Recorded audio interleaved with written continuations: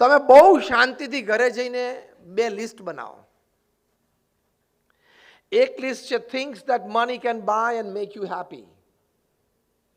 Second list છે money cannot buy the list of things that can make you happy.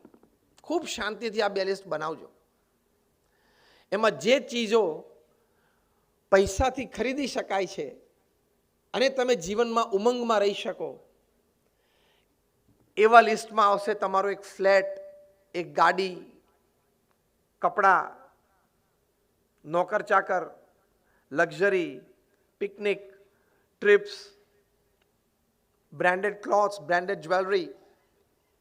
આ બધું list બનશે things that money can buy and make you happy. પૈસાથી ખરીદી શકાય અને તમે જીવનમાં ઉમંગમાં આનંદમાં રહી શકો. સામે એક બીજું લિસ્ટ બનાવજો છે કે જે પૈસાથી નથી ખરીદાતું, તમારે ખૂબ જરૂર છે જીવનમાં ઉમંગ લાવવા માટે. ટ્રસ્ટ પૈસાથી નહીં આવે. સંબંધો, રિલેશનશિપ્સ, લવ, પ્રેમ, હેલ્થ. પૈસાથી તમને હેલ્થ નથી મળતી, ખાલી હેલ્થ કેર મળે છે, ધ્યાન રાખજો. Money cannot buy health, it buys a good health care. નહીં તો આદિત્ય બિરલા 51 વર્ષની ઉંમરે કેન્સરથી મૃત્યુ ના પામ્યા હોત. જો પૈસાથી જ સ્વાસ્થ્ય ખરીદાતું હોય તો આદિત્ય બિરલા 51 વર્ષની ઉંમરે કેન્સરથી ન મૃત્યુ પામ્યા હોત. હેલ્થ કેર કદાચ તમને મળી જાય, એક સારો પ્લાન, હેલ્થ ના મળે. ઊંઘ એ પણ પૈસાથી નથી આવતી. માઇકલ જેક્સન $94,000 પલંગ ઉપર સૂતા, 10 સ્લીપિંગ પિલ લેતા તો માંડ 1 કલાક ઊંઘ આવતી. અને તમે ઘાટકો પરના રેલવે સ્ટેશન ઉપર બધા મજૂરો અને કુલીઓ જે રીતે સૂતા હોય છે ને, જોજો શું ડીપ સ્લીપ લે છે. એટલે ઊંઘ, ભૂખ, એને કદાચ ભૂખ લાગે ને ખાઓ તો ડાયજેશન, એ પણ ગેરંટેડ નથી. હા, એટલે જે લિસ્ટ તમે આ બનાવશો કે જે પૈસાથી નથી ખરીદાતું અને મારે જીવનમાં ઉમંગ, સુખ માટે જોઈએ છે, love, trust, relationships, health, hygiene, hunger, digestion, food, આ બધું પૈસાથી નથી ખરીદાતું અને એ તમારે વિશેષ જોઈએ છે. હું તમને પછી આ લિસ્ટ બનાવશો એટલે ચોઈસ આપીશ કે બેમાંથી એક લિસ્ટ રાખો. બહુ શાંતિથી વિચારજો. હું તમને એક ઉત્તમ પ્રકારનો વિચાર આપું છું. તમને આ બેમાંથી એક લિસ્ટ જ રાખવું પડે એવું છે તો તમે કયું લિસ્ટ રાખશો? હું તમને ઘાટકોપરમાં એક 5 BHK અને 2 મર્સિડીઝ ગાડી આપું, સામે તમારી હેલ્થ લઈ લઉં, ચોઈસ શું રાખશો?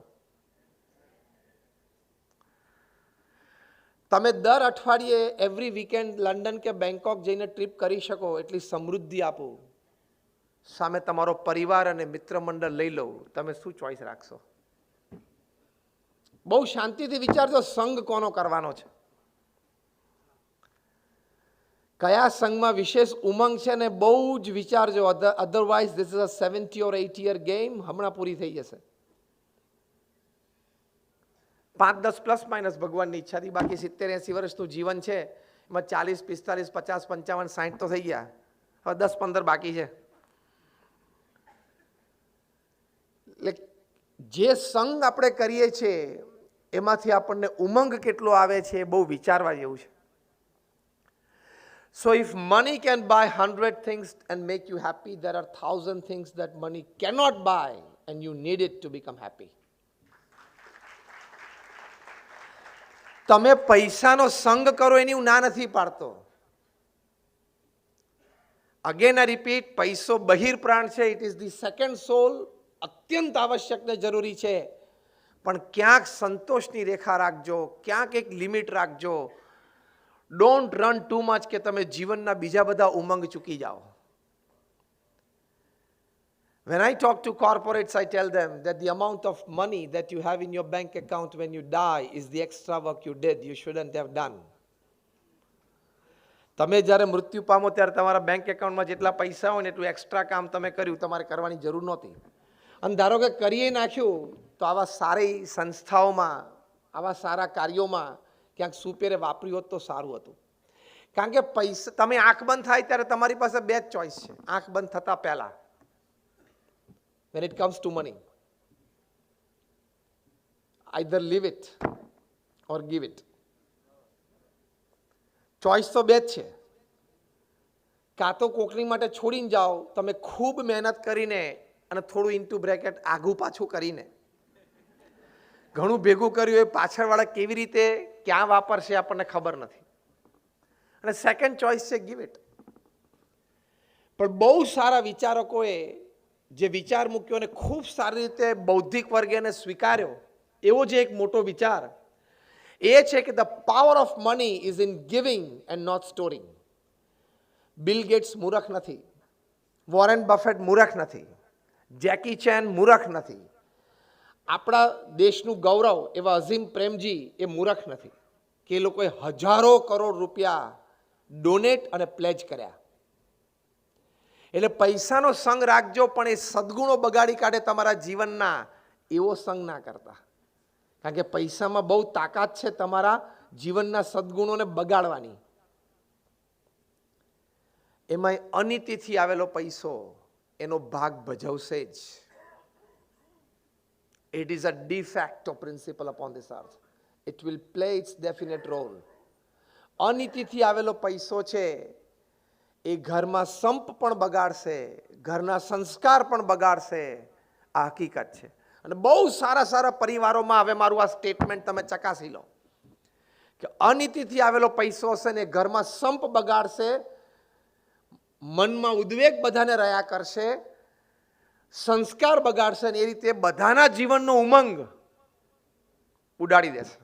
એટલી તાકાત અનીતિના પૈસામાં છે. એટલે એનો સંગ બહુ જાણપણું રાખીને કરજો. એટલે સદગુણોનો સંગ એ આપણે કરવો છે. એમાં મોટું બાધરૂપ એ આ વાત છે કે આપણને ઓવર એક્સેસિવ લવ ટુવર્ડ્સ મની. ચેસની રમત ચાલુ હોય ને ત્યારે રાજા રાજા છે અને પેદું પેદું છે. But when the game of chess is over, the king and the pawn, they go in the same box. એ સિદ્ધાંત છે. જીવન પૂરું થાય ને એટલે રાજા હોય કે પ્રજા એક જ બોક્સમાં જાય છે. લાકડે બધા સળગી જાય છે. એટલે એ જીવનની હકીકત રાખીને પછી તમારે પૈસાનો સંગ કરવો. એટલે એના પ્રત્યે અનડ્યુ અટેચમેન્ટ ના થાય. ડિગ્નિટીથી જીવવું હોય તો don't allow money to overpower your thought process, your lifestyle and your way of thinking. પૈસાને એટલી બધી મહત્વતા જીવનમાં આપવાની જરૂર જ નથી. કારણ કે અંતિલિયામાં પણ 27મા માળે મુકેશ અંબાણી સોનાની કઢી સાંજે નથી પીતા. એ પણ ચણાનો લોટ અને છાશ જે આપણે સાંજે પીએ છીએ એ જ પીવે છે ને. કે પેલા ગોલ્ડ છે એને લિક્વિડ કરીને પીળું gold, liquid gold kadhi khichdi જોડે મિક્સ કરતા હશે. એટલે જીવનમાં સારા સદગુણોનો સંગ કરવો હોય તો એમાં બાધરૂપ છે પૈસા પ્રત્યેનો ઓવર એન્ડ એક્સેસિવ લવ. અને એ બહુ વધારે પડતો પ્રેમ વધી જાય ને તો કેટલા બધા પ્રશ્નો થાય છે. તમારે દેશ છોડવો પડે, તમારી ઉપર પરદેશમાં કાર્યવાહી થાય,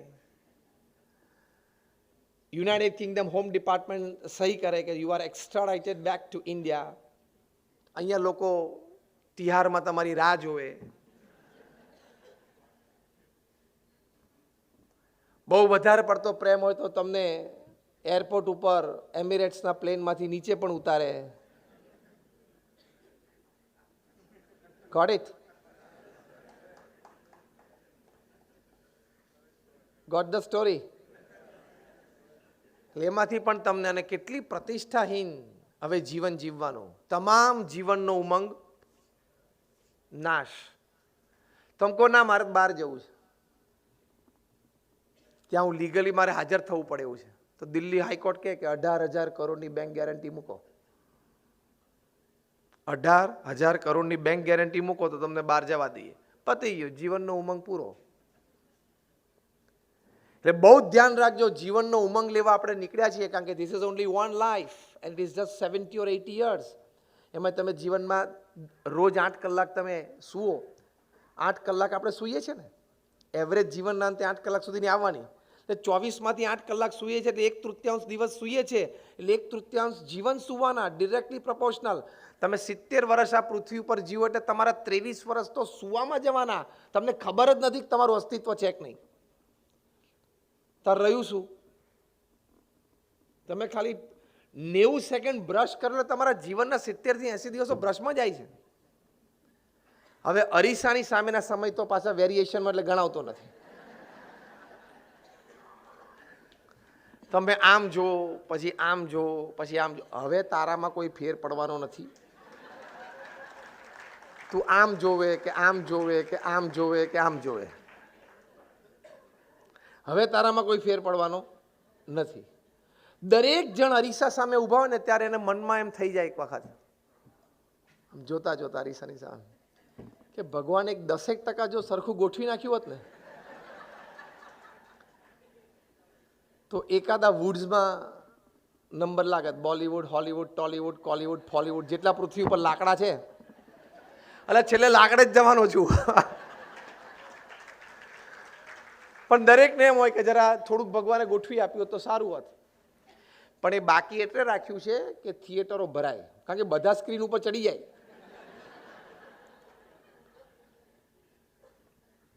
તો મારો બીજો મુદ્દો આ છે, as you should not have undue attachment towards money, don't have too much undue attachment towards your body as well.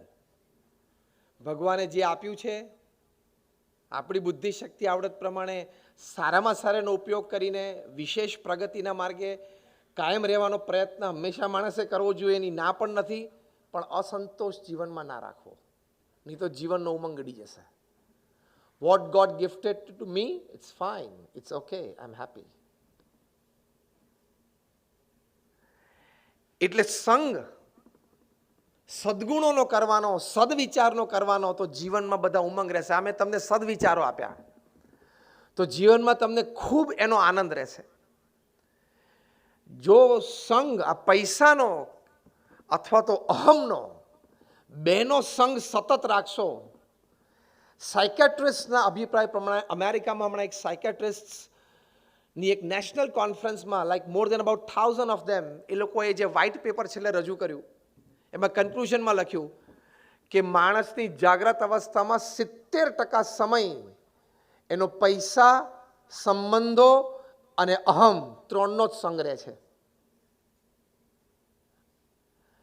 એ નથી કરવાનું એવું નથી કહેતો, તમારા વ્યવહાર, તમારી વ્યવસ્થા માટે એનો સંગ કરવો પડશે, પણ વધુ પડતો ન થઈ જાય અને અયોગ્ય રીતે ન થઈ જાય એ ખાસ ધ્યાન રાખજો. The line of demarcation is very thin. Take care that you don't cross LOC. કારણ કે LOC ક્રોસ કરો એટલે સામેથી બુલેટ આવવાની જ છે. એટલે LOC ક્રોસ ના થઈ જાય. તમારા ધનના વિચારોમાં, સંબંધોના વિચારોમાં અને તમારા અહમના વિચારોમાં એ ખાસ ધ્યાન રાખજો. એ જે લાઈન ઓળંગી ગયા એટલે એને કુસંગ કહેવાય, એ લાઈનની અંદર રહ્યા એટલે એને સંગ કહેવાય. તો તમને જીવનમાં ઉમંગ રહેશે. તુલસીદાસજીએ રામાયણમાં વર્ષો પહેલા લખ્યું, પરધન પથ્થર માનીએ. હવે એક સરસ વિચાર એમને આપ્યો, આ સદવિચારનો આપણે સંગ કરવાનો છે તો જીવનમાં ઉમંગ રહેશે કે પરધન પથ્થર માનીએ. જે ધન આપણું નથી એ આપણી માટે પથ્થર સમાન છે, થૂકવાનું પણ એની સામે. હા તો કે 7/12 આપણું નામ એ નાખ્યા હોય ને ક્યાંક, એટલે તો કંઈ ધંધા કરવાના જ પૃથ્વી ઉપર. રાત્રે 12 વાગે તમે રોડ ઉપર જોજો, કૂતરાઓ બધા ભેગા થશે અને અડધો રોટલો કે રોટલી હશે એની માટે ખેંચતાણ થશે. રાત્રે 12 વાગે રોડ ઉપર અડધા રોટલા માટે 2 કૂતરા ખેંચતાણ કરે અને 12 કલાક પછી બપોરે 12 વાગે 3-piece સૂટ પહેરીને કોર્પોરેટ ઓફિસમાં 2 જણા અડધા એકર માટે કરે. બાકી વૃત્તિ તો સરખી, એ વૃત્તિ સરખી. એ પણ યાદ રાખજો, કર્મનો સિદ્ધાંત તો લાગુ પડશે જ. If not today, tomorrow, if not tomorrow, day after tomorrow, it will apply. અને આ જન્મે નહીં તો આવતા જન્મે પણ એપ્લાય થશે. કારણ કે પૃથ્વી ગોળ છે, એને કોઈ ખૂણો નથી, એટલે તમારી અનીતિ સાચવવાની એની પાસે કોઈ જગ્યા નથી. અને છાસ વલોવાય એટલે માખણ બહાર આવે. પૃથ્વી ફરે છે, વલોવાય છે એટલે પાપ બહાર આવશે જ. એ સિદ્ધાંત છે પૃથ્વી પર. એટલે બહુ જ ધ્યાન રાખીને સંગ કરજો. લપસી જવાય ને કુસંગ તરફ ગયા તો પ્રોબ્લેમ આવશે જ. પરધન પથ્થર માનીએ, આ વિચારનો સંગ કરવાનો છે ઉમંગ માટે. આ વિચારનો સંગ ને સદવિચારનો સંગ તો જીવનમાં એક મોટો ઉમંગ છે. If you can hold your head high કે મેં કોઈનું ખોટું લીધું નથી, મેં આ નીતિ કરી નથી, તો the softest pillow in your bedroom at night for your good sleep is a clear conscience. કે મેં કોઈનું ખોટું નથી કર્યું, ક્લિયર કોન્સાયન્સ. એ સદવિચારનો સંગ કરવાનો છે. એ સદવિચારનો સંગ કિંગ ઓફ ધ સ્કાઈઝે કર્યો હતો. એ વિચારનો સંગ સત્યમના માલિકોએ કર્યો હતો.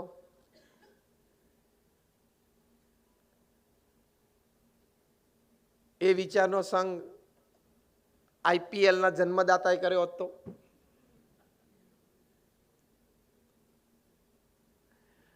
તો એ સંગ કરીએ તો જીવનમાં ઉમંગ રહેશે અને એ સંગથી ગૌરવભર્યું જીવન